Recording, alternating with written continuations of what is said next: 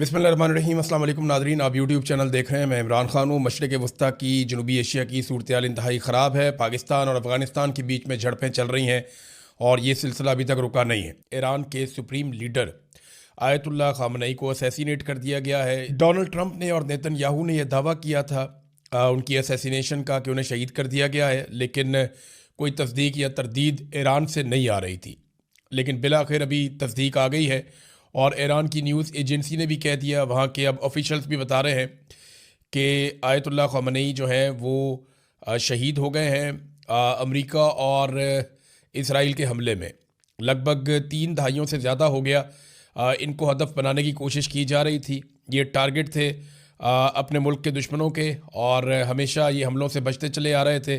लेकिन अब आयतुल्लाह ख़ामनई नहीं रहे। उनकी जो आखिरी पोस्ट है वो बड़ी पावरफुल थी और उसमें उन्होंने बनाम नामे हैदर ये उस पर लिखा था और एक तलवार है गोल्डन कलर की और अल-जुल्फ़िकार है, वो हज़रत अली रज़ी अल्लाह तआला अन्हु से मंसूब तलवार, और उसके साथ मिसाइल्स हैं ईरान के जो बरस रहे हैं और बड़ी पावरफुल पिक्चर थी। और उसके साथ उन्होंने जो शेर लिखा उसका उर्दू में तर्जुमा ये है कि फ़िरौन से कह दो मूसा दरियाए नील पर आ रहे हैं और अली अपनी जुल्फ़िकार के साथ इसराइल आ रहे हैं। ये जनाब उस शेर का मतलब था। तो ये एक बहुत बड़ी डेवलपमेंट है और यानी इस खित्ते के अंदर सबसे पुराना इक़्तिदार, सबसे ज़्यादा अरसे तक इक़्तिदार में रहने वाली शख्सियत हैं और इनका बड़ा असर रसूख था ईरान में, पूरे रीजन में। और ये ख़बर ये इतनी जल्दी डिफ्यूज़ नहीं होगी, इसके बड़े असरात होंगे ना सिर्फ ईरान के अंदर बल्कि पाकिस्तान समेत पूरे खित्ते में इसके असरात होंगे। आप बहुत बड़े बड़े इज्तिमा देखेंगे, बहुत बड़े बड़े मुज़ाहरे देखेंगे, ना सिर्फ ईरान के अंदर, इराक़ के अंदर, बाकी ममालिक के अंदर, यमन के अंदर, आपको पाकिस्तान के अंदर बहुत बड़े बड़े मुज़ाहरे होते हुए दिखाई देंगे। दुनिया भर के मुल्कों में होगा। और ये क्योंकि एक रूहानी लीडर थे और ईरान को ये कंट्रोल करते थे और पूरा निज़ाम जो है वो इनके ज़रिए से चलता था। और इनका एक अपना ख़ुदकार तरीका भी है कि जानशीन कैसे मुकर्रर हो जाता है। अगर कोई सुप्रीम लीडर ना रहे, उनका इंतकाल हो जाए या उनकी शहादत हो जाए, तो अब एक बहुत बड़ा इम्तिहान है ईरान के ऊपर भी कि उन्हें सब्र करना पड़ेगा और ईरान को रिटेलिएट करता रहना पड़ेगा, क्योंकि अमेरिका के पास टाइम बहुत कम है। मैं आगे चल के आपको बताता हूँ कि अमेरिकन जो हैं वो कहाँ फंस गए हैं और डोनाल्ड ट्रंप को ये सारा कुछ बहुत जल्दी जल्दी करना पड़ेगा अगर उन्हें रजीम चेंज करना है या अपने दूसरे अहदाफ हासिल करने हैं। इन अहदाफ के बारे में हम आगे चलकर बात करते हैं। लेकिन अब जो है वो ये तस्दीक हो चुकी है आयतुल्लाह ख़ामनई की शहादत की, और ये तस्दीक की गई है पहले डोनाल्ड ट्रंप ने। उन्होंने ये कहा कि और उन्होंने बड़ा सख्त ट्वीट लिख कर ये कहा आयतुल्लाह ख़ामनई के बारे में कि वो शहीद हो गए हैं, असैसिनेट कर दिया गया है। और उसके बाद नेतन्याहू ने भी एक ट्वीट के अंदर कहा और बाकी लोगों ने भी कहा। तो पाकिस्तान की मीडिया पे नेतन्याहू को तो दिखाया जा रहा है, इमरान खान साहब को नहीं दिखाया जा सकता। ये प्रॉब्लम तो हमारे चलते रहेंगे। ईरान के ऊपर ताबड़तोड़ हमले किए गए हैं अमेरिका की जानिब से और इसराइल की जानिब से, और लगातार ईरान के शहरों के ऊपर आग बरस रही है। चाहे पाकिस्तान का मीडिया है चाहे इंटरनेशनल मीडिया है, वो ज़्यादातर ये दिखा रहे हैं कि ईरान जो मिसाइल दाग रहा है वो कितना नुकसान पहुंचा रहे हैं और कहां कहां पे नुकसान कर रहे हैं, जबकि ईरान के अंदर जो हो रहा है उसे बहुत कम रिपोर्ट किया जा रहा है। यानी ज़्यादा मिसाइल और तबाही ईरान के अंदर हुई है, ज़्यादा एयर स्ट्राइक्स जो हैं वो ईरान के ऊपर हुई हैं। ईरान के पास तो एयरफोर्स भी नहीं है, तो बहुत बड़े पैमाने पर ईरान के ऊपर अटैक्स हुए हैं, लेकिन वो अटैक उस तरह से रिपोर्ट नहीं हुए। और ऐसा लगता है कि पाकिस्तानी मीडिया हो या आलमी मीडिया हो, उन्हें इसराइल से ज़्यादा खबरें मिल रही हैं और बाकी ममालिक से ज़्यादा खबरें मिल रही हैं, और ईरान में उनके खबरों के लिए सोर्सेज बहुत कम है, वहाँ से उन्हें खबरें नहीं मिल रही। ईरान में बड़े अफसोसनाक वाक़यात हुए। उनमें एक बहुत बड़ा वाक़या जो है बच्चियों के स्कूल के ऊपर जो एक हमला हुआ, बड़ा खौफनाक। उसमें अब तक की इतला के मुताबिक कुछ आदादोशुमार ये बता रहे हैं कि 100 से ज़्यादा बच्चियाँ शहीद हो गई हैं। कुछ ये कह रहे हैं कि 86 बच्चियाँ शहीद हुई हैं, कुछ 50 के करीब बता रहे हैं। लेकिन ये बहुत बड़ा और हौलनाक वाक़या है और बड़ा अफसोसनाक वाक़या है। और ये इसका जो इल्ज़ाम है वो अमेरिका और इसराइल के ऊपर आता है। डोनाल्ड ट्रंप ने और नेतन्याहू ने मिलकर ये अटैक किया है। ईरान ने बड़ी तेज़ी से हमले किए हैं बहुत सारी जगहों पे। यूएई और बहरीन के अंदर ज़्यादा अटैक किए गए हैं। सऊदी अरब में भी हुआ, उर्दन में भी हुआ, कतर में भी हुआ। इन जगहों पे जो अमरीकी अड्डे हैं वहाँ पे अटैक किया गया ईरान की जानिब से और काफ़ी मिसाइल दागे गए। लेकिन जो ज़्यादा हमला हुआ है, कुवैत के अंदर भी हमला हुआ, लेकिन ज़्यादा जो हमला हुआ वो दो मुल्कों के अंदर। एक बहरीन में जहाँ पे अमरीकी बहरी बेड़ा मौजूद है, वहाँ पे उस एरिया में बहुत ज़्यादा अटैक हुए हैं, बहरीन के अंदर जो फैसिलिटी है अमेरिका के पास। और दूसरा यूएई में बहुत ज़्यादा अटैक हुए, और यूएई में कई बम ऐसी जगहों पे जाकर लगे हैं जहाँ पे ये कहा जा रहा था कि अमेरिकन वहाँ पे रहते हैं, यानी रिहायशी इलाकों में भी बम लगे हैं जाके। एक बहुत बड़ा होटल है, उसके जलने के मनाज़र नज़र आ रहे थे। फिर जब ये पता चला कि यहाँ से कुछ फ़्लाइटें निकलने वाली हैं दुबई से और लोग यहाँ से निकल रहे हैं, तो फिर एयरपोर्ट के ऊपर भी ड्रोन हमला हुआ। फिर इसी तरह बहरीन में भी एयरपोर्ट के ऊपर एक ड्रोन हमला हुआ। तो ईरान जो है वो बड़ा अग्रेसिवली आया। ये एकदम ये तवक्को कोई नहीं कर रहा था कि ईरान इतना अग्रेसिवली आएगा, इतने जारहाना अंदाज में ईरान जवाब देगा, इसके बारे में कोई सोच भी नहीं सकता था। अब अमेरिका के लिए ना एक और बहुत बड़ा प्रॉब्लम पैदा हो गया। डोनाल्ड ट्रंप को इस लड़ाई को बहुत जल्दी कंक्लूड करना पड़ेगा, और ये दिखाई भी दे रहा है। डोनाल्ड ट्रंप ने एक पार्टी में शिरकत की, वहाँ से भी वीडियोज़ आई और ऐसा शो किया गया जैसे उन्हें कोई जल्दी नहीं है, कोई परेशानी नहीं है। ये विजुअल्स क्रिएट किए गए, लेकिन ये सब जानते हैं कि ये काम उन्हें बहुत जल्दी करना पड़ेगा। ईरान के साथ इस लड़ाई को तूल नहीं दिया जा सकता। देखिए, दो बड़े अहदाफ हैं डोनाल्ड ट्रंप के। पहला हदफ तो यह है कि ईरान में रजीम चेंज हो जाए, लेकिन ये रजीम चेंज वो ज़मीन पर उतरे बगैर करना चाहते हैं। यानी अगर ईरान की सरजमीन पे कोई फ़ौजी बाहर से आएंगे तो ईरान की सारी जो अवाम है वही फ़ौज बन जाएगी, वो एक बहुत बड़ी मुसीबत बन जाएंगे, और एक ऐसी दलदल में आने वाली फ़ौज फंस जाएगी जिससे वो कई दहाइयों तक नहीं निकलेगी या कई सालों तक नहीं निकलेगी। लिहाजा वो ज़मीन पर उतरे बगैर ईरान के अंदर रजीम चेंज करना चाहते हैं। क्या रज़ा पहलवी या उनके लोग इतने मकबूल हैं ईरान के अंदर? तो उसका जवाब है कि नहीं।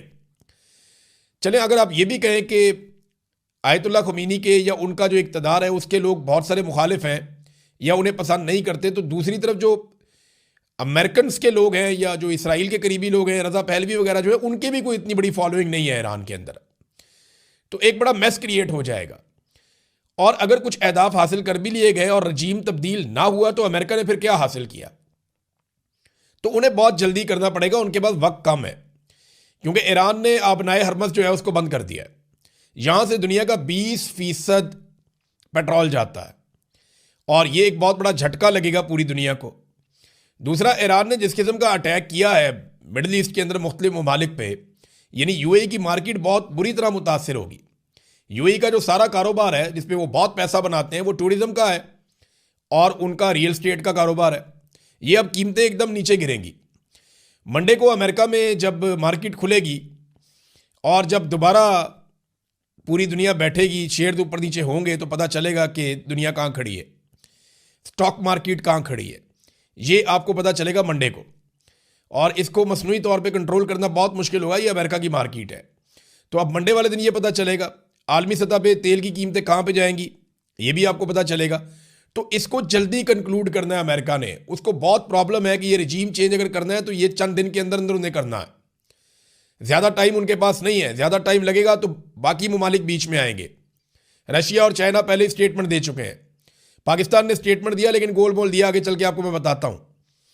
तो अमेरिका को फौरी तौर पे करना पड़ेगा जो भी करना है, वो उसमें ज़्यादा टाइम लगा नहीं सकता। तो उनको जल्दी अपने अहदाफ हासिल करने, और वो दिखाई नहीं दे रहा। ईरान को सिर्फ सब्र करना है और रिटेलिएट करते रहना है। अगर ईरान ये टाइम गुजार गया और दोबारा मुज़ाकरात की टेबल पे बैठ गए तो फिर ईरान की पोजीशन कुछ और होगी, वैसी नहीं होगी जैसी इस वक्त है। इनकी पोजीशन फिर बदल जाएगी, क्योंकि जंग के बाद जो है सूरत हाल कुछ और होती है। फिर बहुत सारे और फरीकैन भी बीच में बैठ जाते हैं, तो ईरान एक विक्टिम के तौर पे भी सामने आ सकता है। दूसरा हदफ जो अमेरिका का है वो ईरान की दिफाई सलाहियत, खास तौर पे जो उनकी मिसाइल की सलाहियत है उसको ख़त्म करना। अब चाहे वो किसी भी तरीके से करें, उनको तबाह करें, ईरान के साथ मुज़ाकरात करके करें या कुछ भी करके करें, उन्हें यह ख़त्म करना है। अब ये अहदाफ कैसे हासिल किए जा सकते हैं? ईरान अब कभी भी अपने हथियारों को नहीं छोड़ेगा, क्योंकि यही उसकी लाइफ लाइन है। ईरान को यह समझ आ गई है कि अगर ये मिसाइल भी उसके पास ना होते तो वो किसी को भी जवाब ना दे सकता। तो खित्ते के ममालिक के लिए भी अच्छी खबर नहीं है, पूरे खित्ते को आग के अंदर झोंक दिया गया है, और ना ही ईरान के लिए अच्छी खबर है। और अमेरिका को ये जो कुछ भी करना है वो बहुत तेज़ी से और जल्दी जल्दी करना पड़ेगा। और जंग के अंदर आपको पता है सही खबरें आ नहीं रही होती, तो हम कोई भी बात जो आपको करेंगे, ख़ास तौर पे बड़े वाक़यात के हवाले से, बड़ी शख्सियात के हवाले से, उनकी तस्दीक जब तक सरकारी सतह पे नहीं होगी तब तक आप कुछ नहीं कह सकते। यानी अगर ईरान के अंदर कोई बहुत बड़ी शख्सियत शहीद हो गई है तो फिर ईरान उसकी कन्फर्मेशन करेगा तो आपको पता चलेगा, और ईरान इतनी जल्दी करेगा नहीं। वो जब तक के मुतबादिल बंदोबस्त नहीं करेगा तब तक वो कोई कन्फर्मेशन नहीं देगा, ऐसा दिखाई देता है। दूसरी बात यह है कि आयतुल्लाह ख़मीनी के कुछ अजीज़, उनके एक बेटे के बारे में इत्तला आई, उनकी बहू के बारे में इत्तला आई, उनके एक दामाद के बारे में इत्तला आई कि वो शहीद हो गए, और जब कंपाउंड के ऊपर अटैक किया गया इसराइल और अमेरिका की जानिब से। नाज़रीन, थोड़ा सा पाकिस्तान की जानिब आएँ तो पाकिस्तानी वज़ीर आज़म ने कुछ ट्वीट्स किए हैं। उन्होंने बताया जी उनकी बात हुई अमीर कतर से, सऊदी अरब के वली अहद मोहम्मद बिन सलमान साहब से, शेख मोहम्मद बिन ज़ैद अल नहयान यूएई के जो सरबराह हैं, हुक्मरान हैं, उनसे भी बात हुई है। तो शहबाज शरीफ साहब ने इनका नाम लिया, इनसे बात की, लेकिन ईरान के हुक्मरानों से शहबाज शरीफ साहब ने बात नहीं की, नंबर एक। नंबर दो, एक और चीज़ बड़ी इंपॉर्टेंट है कि शहबाज शरीफ साहब ने कहीं पे भी अमेरिका का नाम नहीं लिया। ये जंग अमेरिका ने शुरू की है, एक जगह पे उन्होंने इसराइल का नाम लिया, और उन्होंने ईरान की भी मजम्मत की कि ईरान ने खलीजी ममालिक के ऊपर क्यों मिसाइल दागे जहाँ पे अमरीकी अड्डे मौजूद थे। तो ये तो ऑब्वियस था, जहाँ पे अमरीकी अड्डे होंगे वो वहीं पे जवाब देंगे। यानी अगर दो घर आमने सामने हैं, मेरे घर के ऊपर कोई पत्थर फेंकता है सामने वाले घर से, और वो उनके घर के अंदर आया हुआ बंदा, तो सामने वाले से मेरे जितने मर्जी अच्छे ताल्लुकात हों, मैं उसको दो बातें ही कह सकता हूँ, या तो इसको बाहर निकालो, तो या मुझे इजाज़त दो मैं इसको मारूं। यानी मेरे पास तो तीसरा ऑप्शन ही कोई नहीं है ना, या तो इसको बाहर निकाल लें तो या मैं इसको मारूंगा। तो वो ये वाली सूरत हाल बनी हुई, मैं सादा करके आपको समझा दिया। अब यहाँ पे पाकिस्तान के वज़ीर आज़म ने एक तो ईरानी क़यादत से बातचीत नहीं की, उनके बारे में कुछ नहीं लिखा, ना ही अमेरिका के बारे में उन्होंने कुछ लिखा, और अमरीकी सदर को शहबाज शरीफ साहब सेवियर कहते हैं जनूबी एशिया का। इसके ऊपर भी मैंने एक सर्वे करवाया। ये नाज़रीन ज़रा सर्वे आप देखें, आप सर्वे देखेंगे तो आपको पता चलेगा कि पाकिस्तानी कैसे सोचते हैं और शहबाज शरीफ कैसे सोचते हैं। शहबाज शरीफ साहब ने जो कहा था, पहले मैं आपके सामने रख देता हूं कि शहबाज शरीफ साहब ने जो कहा उसके ऊपर हमने एक सवाल करवाया, अवामी सर्वे। डोनाल्ड ट्रंप जनूबी एशिया का मुहाफिज है, ये शहबाज शरीफ साहब ने कहा। क्या आप वज़ीर आज़म पाकिस्तान शहबाज शरीफ के इस दावे को दुरुस्त समझते हैं? हाँ के लिए या यस के लिए 1 लिखें, और नहीं के लिए या नो के लिए 2 लिखें। तो पाकिस्तानियों ने इसके ऊपर वोटिंग की, और इसमें जो वाज़े जवाब आए वो 87.3% है, और जिन लोगों ने खाली बहस की वो 12.7% है। अब आ जाए जिन लोगों ने वाज़े जवाब दिए उनकी परसेंटेज क्या है। 98.2%, यानी 98.2% पाकिस्तानी ये कहते हैं कि शहबाज शरीफ का बयान गलत है, यानी डोनाल्ड ट्रंप जनूबी एशिया का मुहाफिज नहीं है, सेवियर नहीं है। और 1.8% लोग शहबाज शरीफ के इस दावे के हामी हैं, और वो ये कहते हैं कि डोनाल्ड ट्रंप जनूबी एशिया का मुहाफिज है। 2% से भी कम लोग शहबाज शरीफ की स्टेटमेंट के साथ खड़े हैं, और 98.2% लोग पाकिस्तानी शहबाज शरीफ के बयान के खिलाफ खड़े हैं। ये है नादरीन सूरत हाल। अब दुनिया के ऊपर असरात क्या होने जा रहे हैं देखें। इस पे ईरान ने शुक्रिया अदा किया पाकिस्तान का, हालांकि पाकिस्तान ने गोल मोल स्टेटमेंट दिया, अक़वाम मुत्तहिदा में भी नाम नहीं लिया पाकिस्तान ने इसराइल का, अमेरिका का, और बगैर नाम लिए पाकिस्तान ने मजम्मतें की हैं। ईरान के ऊपर अटैक की भी और खलीजी ममालिक के ऊपर अटैक की भी मजम्मतें की हैं, लेकिन पाकिस्तान ने खुलकर वो स्टेटमेंट उस तरह से नहीं दिया। जितने भी तज्ज़ियाकार हैं उन सबका ये मानना है कि ईरान के बाद पाकिस्तान की बारी आएगी और पाकिस्तान को कमज़ोर किया जाएगा। देखें ना, ईरान के अंदर अगर नया रजीम आ जाता है तो पाकिस्तान के ऊपर एक दबाव बढ़ जाएगा। फिर अफगानिस्तान के साथ पाकिस्तान के पहले ही हालात ख़राब हैं, इंडिया के साथ भी पाकिस्तान का बॉर्डर गर्म रहता है, तो पाकिस्तान पे हर तरफ से एक दबाव बढ़ेगा और पाकिस्तान को दबाया जाएगा। और मुसलमान मुल्कों के ना 2 मसले होते हैं सिर्फ, हमेशा से, ये बात आप पल्ले बांध लें।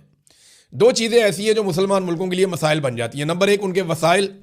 जितने ज़्यादा किसी मुसलमान मुल्क के पास वसाइल होते हैं, वो फिर दूसरों की नज़र होती है कि ये वसाइल हमें मिलने चाहिए। जैसा कि इराक के साथ हुआ, लीबिया के साथ हुआ, उनका सारा तेल निकल गया। अभी वेनेजुएला के साथ भी यही हुआ। और दूसरा जो मसला होता है वो मुसलमान मुल्कों के हथियार होते हैं। यानी जो भी थोड़ा सा ताकत में ऊपर जा रहा होता है या ज़्यादा होता है, उसके साथ किसी दूसरे को या तो लड़वा दिया जाता है, या उसके हथियार छीन लिए जाते हैं, या तल्फ कर दिए जाते हैं। ईरान के साथ अभी यही हो रहा है, इराक के साथ यही बहाना बनाया गया, और जो अफ़गान तालिबान है उनके साथ भी यही लड़ाई है। पाकिस्तान के पास एटमी सलाहियत है, और इसराइली वज़ीर-ए-आज़म एक मरतबा नहीं कई मरतबा ये कह चुके हैं, अमेरिकन भी कह चुके हैं कि पाकिस्तानियों के पास एटम बम उन्हें अच्छा नहीं लगता, वो पाकिस्तान की एटमी सलाहियत ख़त्म करना चाहते हैं। तो अगली बारी पाकिस्तान की आएगी, अगला असर पाकिस्तान के ऊपर आएगा। क्या ये लड़ाई मज़ीद फैल सकती है? देखें, पाकिस्तान और अफगानिस्तान तो ऑलरेडी लड़ रहे हैं।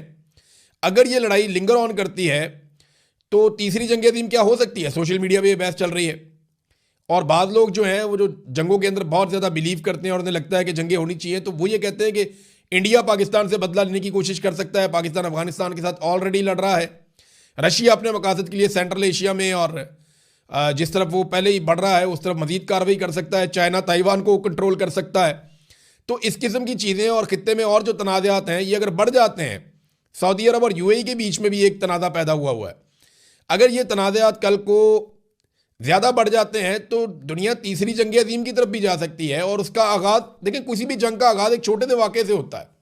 अल्लाह ना करे ऐसा हो, क्योंकि इंसानियत का बहुत बड़ा कत्लेआम हो जाता है ऐसी सूरत में। और जंग कभी भी इंसानों के लिए, इंसानियत के लिए बेहतर चीज़ नहीं होती, ये हमेशा नुकसान देती है। तो मैं ये बात कर रहा हूँ कि इसके इम्कानात हमेशा रहते हैं, लिहाजा जितने बड़े ममालिक और लीडर होते हैं उनको उतनी ज़्यादा रिस्पॉन्सिबिलिटी का सबूत देना होता है। नाज़रीन, अमेरिका के जो न्यूयॉर्क के मेयर हैं ज़हरान ममदानी, इन्होंने ईरान पर फौजी हमले पर यह कहा कि यह गैर कानूनी और जारहाना अमल है, ये तबाहकुन शिद्दत इख्तियार कर सकता है। शहरों पर बमबारी, शहरियों की हलाकतें, ये नया जंगी महाज खोलना अमरीकी अवाम ये नहीं चाहते। और एक और रजीम चेंज की बजाय महंगाई का खात्मा चाहते हैं अमरीकी अवाम, अमन चाहते हैं अमरीकी अवाम। ये ज़हरान ममदानी ये कह रहे हैं, न्यूयॉर्क के मेयर, और कोई भी अमेरिका में उन्हें गद्दार नहीं कह रहा, ना उनके ऊपर मुकदमात दर्ज हो रहे हैं। पाकिस्तान में जो है वो ये लिटमस टेस्ट किया जाता है बार बार, दसो जी तुसी किदे हल लो, आप जंग के साथ हैं या नहीं हैं, आप ये करते हैं या नहीं करते, आप ये चाहते हैं या नहीं चाहते। तो पाकिस्तान में ये किया जाता है। जो डोनाल्ड ट्रंप के मुकाबले में सदारती उम्मीदवार थी कमला हैरिस, उनका भी स्टेटमेंट आया। उन्होंने कहा कि डोनाल्ड ट्रंप अमेरिका को एक ऐसी जंग में धकेल रहा है जो अमरीकी अवाम नहीं चाहते। मैं वादे कर दूं कि मैं ईरान में हुकूमत की तब्दीली के लिए की जाने वाली जंग की मुखालिफ हूं और हमारे फौजियों को ट्रंप की अपनी पसंद की जंग की खातिर खतरे में डाला जा रहा है। ये उसका स्टेटमेंट है। कुछ लोग इस जंग की हमायत कर रहे हैं, कुछ लोग इस जंग की जो है मुखालफत कर रहे हैं, लेकिन ये जंग अब पूरी दुनिया के अंदर डिस्कस हो रही है। डोनाल्ड ट्रंप को जो भी अहदाफ हासिल करने हैं उसे बहुत तेज़ी से काम करना होगा और ये दिखाई भी दे रहा है। और ईरान अगर चंद दिन और निकाल गया तो अमेरिका के लिए मुश्किलात बढ़ेंगी, क्योंकि ईरान को सिर्फ रेजिलियंस शो करनी है, उन्होंने अपना रजीम कायम रखना है और जवाबी कार्रवाई करते रहना है जितनी वो कर सकता है। बल्कि ईरान ने यह कहा है कि हमारे पास जवाबी कार्रवाई के लिए इतना मवाद मौजूद है कि हम दुनिया को सरप्राइज़ कर देंगे। उन्होंने कहा अब तक हमने जो मिसाइल चलाए हैं ये वो रवायती मिसाइल हैं जो हमारे पास बहुत पहले से मौजूद हैं। हम अपने जदीद मिसाइल चलाएंगे जिनकी तादाद हज़ारों में है तो सबको लग पता जाएगा। ये इस किस्म के स्टेटमेंट्स वो दे रहे हैं। अब देखना है कि इन स्टेटमेंट्स के बाद क्या होता है। रशिया चाइना का रोल बहुत इंपॉर्टेंट है और पाकिस्तान को अपना रोल इसलिए भी प्ले करना पड़ेगा क्योंकि ये एक सेट पैटर्न है, बारी बारी सबकी बारी। पाकिस्तान के एटमी हथियार पूरी दुनिया में किसी को पसंद नहीं है और पाकिस्तान अगर अपनी हिफाजत करना चाहता है तो उसे ईरान को बचाना पड़ेगा, अपना असर रसूख इस्तेमाल करना पड़ेगा। और ईरान अगर बच जाएगा तो फिर पाकिस्तान की बारी जल्दी नहीं आएगी, याद रखिएगा, क्योंकि ये बारी बारी सबकी बारी वाला फार्मूला है और ये अब से नहीं बड़े लंबे अरसे से चल रहा है। अब तक के लिए इतने ही। अपना ख्याल रखिएगा, अपने इस चैनल का भी। अल्लाह हाफ़िज़।